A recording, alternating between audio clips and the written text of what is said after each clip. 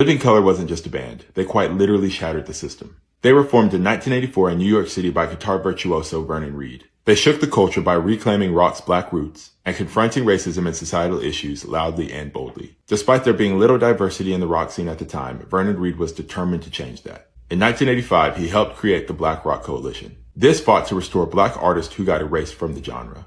Artists who helped create it. Living Colour's foundation was built on this. In 1988, Cult of Personality became a breakout hit. It won a Grammy for Best Hard Rock Performance. It also dominated MTV, which was a rare feat at the time, mostly because black rock artists were notoriously ignored. It embodied the essence of rock music and dissected the danger of blind political allegiance, a talking point that is still brought up today. It's also been the theme song for wrestler CMPunk for years, a wrestling and real-life personality that's seen as authentic but also counterculture. Vernon Reid is also considered one of the greatest guitarists of all time. He's been called out by name by Rolling Stone and praised by the legendary Carlos Santana. His guitar playing style is considered genre bending, a fusion of jazz, punk, funk, and metal. To this day, he still serves as inspiration for modern black guitarists. One thing that made them stand out was that they weren't afraid to name names when it came to social injustice. Songs like Funny Vibe tackled racial profiling, Open Letter to a Landlord addresses gentrification and displacement, and Which Way to America challenged wealth inequality and also the illusion of freedom. In so many ways, they brought protesting to the stage. Living Colour broke rules and ceilings.